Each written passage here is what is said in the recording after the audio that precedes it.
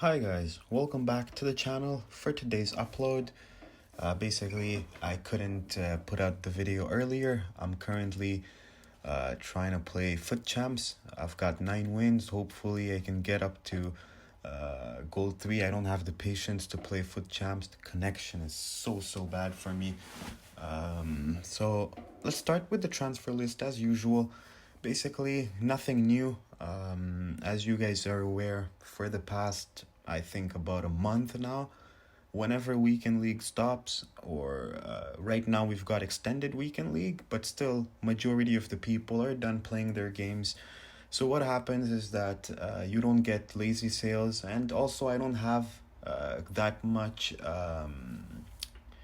many players, like usable players to sell at the moment. So basically all I have are team of the week fodders and gold fodders. So here's Kimmich I bought for around 13k. Gulaxi, this guy was selling for a ton of him around the market for 5k. So this card was also bought at 5k. Carvajal, I was buying those at 11k. So that's very good profit there. Now, when you see 3, 4, 5k profit on gold cards, it's pretty much what we look at even in special cards, because the tax bracket is way higher on special cards.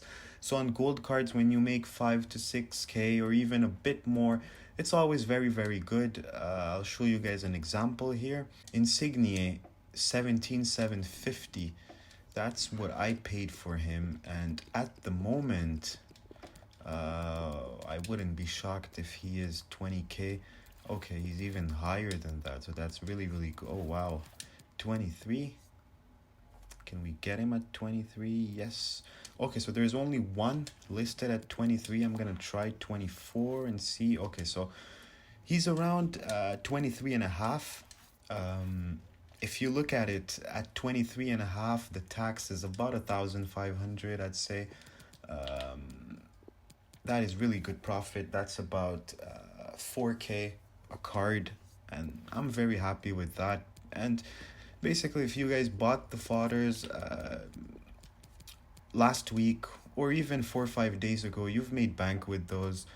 Same goes with Hummels. Hummels is currently, I think, 25k. Which is very good.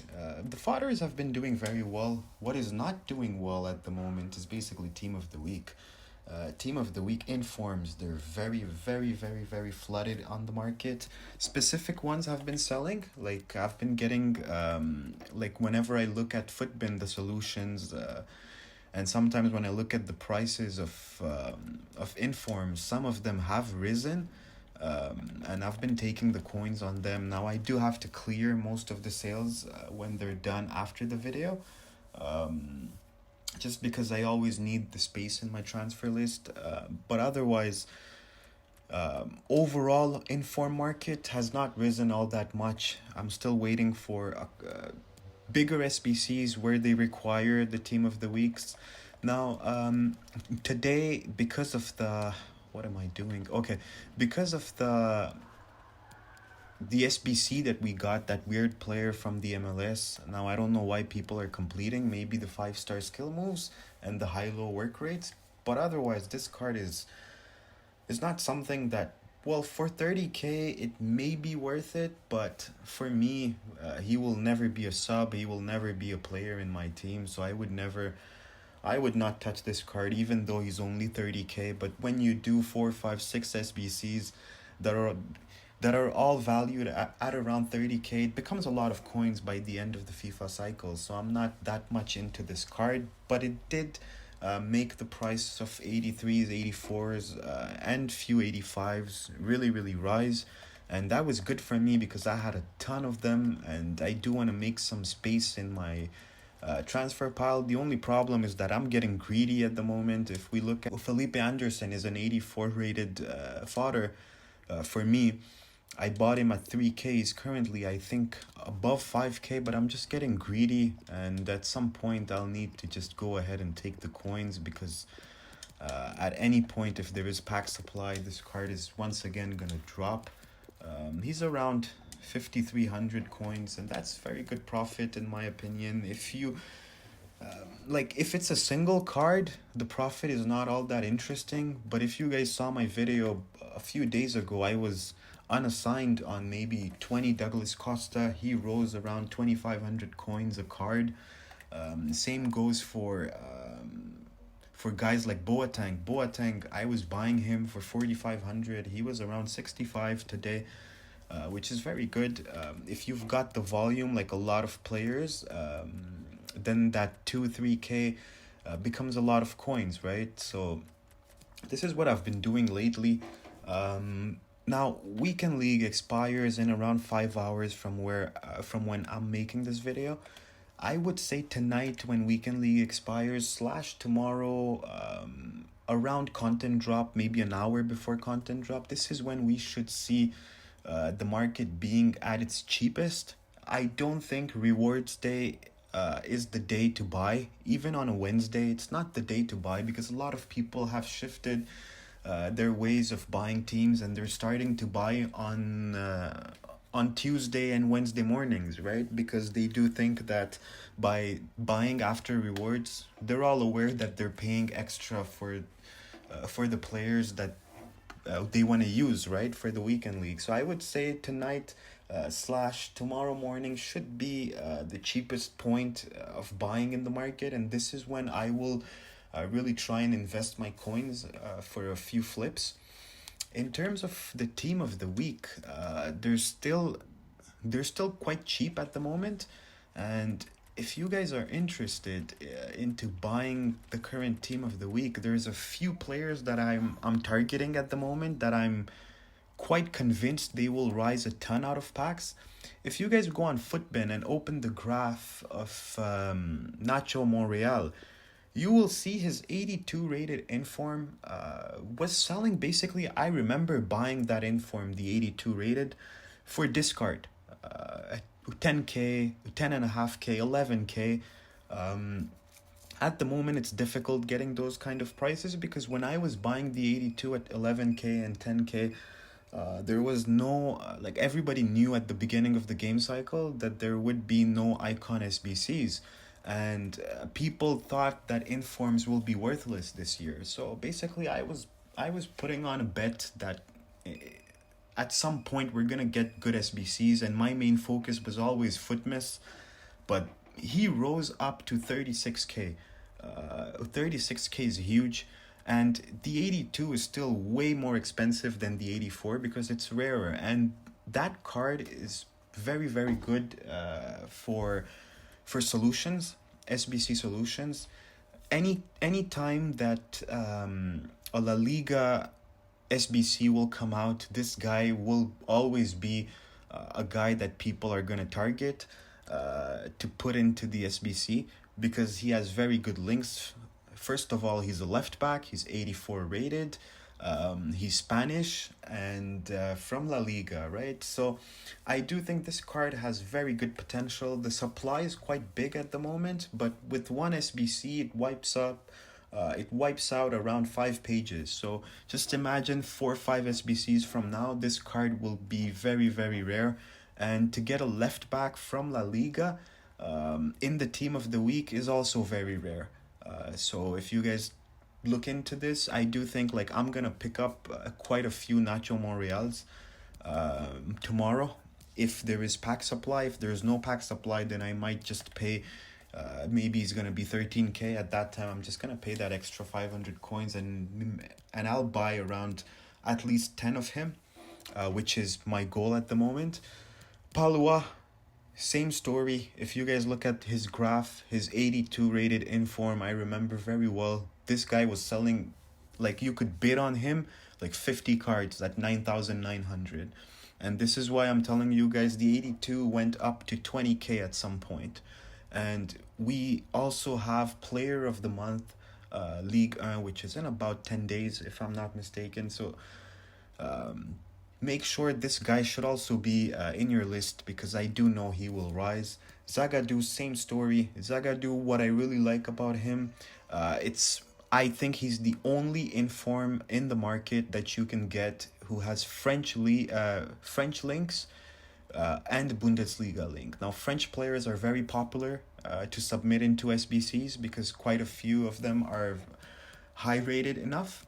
And this guy can be submitted into League SBCs and Bundesliga SBCs. He's a center back, and center backs always rise more than midfielders and strikers or attackers when it comes to team of the week fodders. This is just something I've noticed. They always rise more. And the last player in terms of SBC fodder would be this Fernando guy. He's really, really good in terms of links. He offers you links from La Liga and Brazil. Midfielder, once again, I would have preferred if he was a center back, but still, this card has a ton of potential to rise. I do think at some point, and I do think he's cheaper than the center backs at the moment. He should be around 11.5, but this card has very, very good potential to rise. So I would say these four are your best bets in terms of fodders, and the players that may rise. Now Kolarov was a good pick, but in my opinion, he may not rise as much as his 86 rose, because at that time there was a shortage of DMs from Serie A, which is not the case anymore. If you guys look at Future Stars, you've got quite a few, and EA seems to be putting a lot of concentration into Bundesliga and Serie A, maybe to make these leagues a bit more popular as well. Because if you look at the recent SBCs, the recent huge upgrades on Future Stars, Bundesliga and Serie A have been front and center. So I do think Kolarov will not be used as much as a DM as he would have if he would have been released before Future Stars. So this one is not, like, I do think he may rise a bit, but the potential is not all that great. There's only two players that I do think will rise quite a bit now. I'm not sure about Koke. No, Koke is not a good pick. I would say Leva, very safe. 220 at the moment. He was down to 210 yesterday. I do think if you see the pack supply tomorrow, this is when I'll go ahead and pull the trigger on him and maybe buy a few. Aubameyang as well, but the only hesitation I have with Aubameyang is the fact that you've got informed Rashford as a left mid as well, or a left wing. I'm not sure, but it's basically the same thing. But the links that Rashford offers are better because he's English, so he's strong links to any English defender or center mid. He doesn't have good nationality links. In terms of the stats, Aubameyang is a 4-star medium low, while Rashford has 5-star skill moves, which is obviously, and he's way cheaper. Like Rashford, I think is 150 or maybe 160 at the moment. So I do think this will not, like, Aubameyang will not rise all that much. If he was a striker, it would have been a different case. Bruno Fernandes is very, very good. There is a lot of hype around him at the moment. Whenever he scores a goal for Man U, his card gains in value around 20 or 30k. So I do think because of the hype, Bruno Fernandes will be very good once he's out of packs. And this card is very rare for an 88 rated. It's very, very rare on the market at the moment. So I do think a lot of people are holding on to him. But in terms of investing, I'm not all that much in tension, because when people decide to invest into cards, they usually go for cards that have that kind of a value, 15k, 14k, like a 300k card. Even if there is investing, it's not all that much. So I do think these are your best bets in terms of team of the week. One guy whom you guys should maybe keep an eye on, because I'm doing it at the moment. I do think there's huge coins potential on Nico Schul's winter refresh. The reason being, now I feel dumb because I sold him for 68k around a few weeks ago, maybe a week ago. 2 weeks ago, because I packed him in my weekend league rewards. He was selling for around 60k, so I held on to him, and at some point I saw 68. I went ahead and took the coins because I never really thought that he would go that high, and high medium, 3 star, 2 star. So I didn't think he was gonna go that high. But the thing here, the play here, first of all, German links, right? So he links to a lot of players. Bundesliga, which is becoming a very popular league in FIFA at the moment. Even if you play weekend league, one team out of two is Bundesliga. Um, but the major play here is that a lot of people will claim Akanji. Storyline Akanji is by far the best player at level 30. I do not think Milinkovic Savic is even close to what he is, and Kovacic is literally the worst out of those three. So I do think people will claim Akanji, try to link him to Zakaria, but then again, they will look for a strong link for Akanji, because the strong link for Zakaria would be Mbabu. And for Akanji now, on the left side, I do think a lot of people will start buying Schulz, and I do think this is why he gained quite a lot, because he was not all that expensive before. But he, like, if you look at his graph, it's straight up, straight line. He's been going up and not stopping. So I do think if there is weakness in the market, let's say there's some sort of a content or something which makes this card dip below 110, I would say anywhere below 110. Even this 110 is a good buy at the moment, but I will not rush. I will wait for some sort of a content or something for this card to dip below 110. At that time, just go ahead and pick him up. If you don't have a lot of coins, pick one, put him in your club, and I'm convinced this card will be worth at least 40k more than what it is at the moment once people start claiming Akanji. So I do think that's a good investment as well. Otherwise, the market is pretty much stable. It should start dipping, in my opinion, tonight after Weekend League expires, because this is when a lot of people that have cards listed at the moment, like lazy listings, they will start panicking and selling the cards cheaper. This is your buying window. That 24 hours up to Wednesday content drop, I do think that would be the buying window, and you can't really go wrong about that. I am going to speak about the shapeshifters tomorrow and a few other cards as well. But that would be for tomorrow.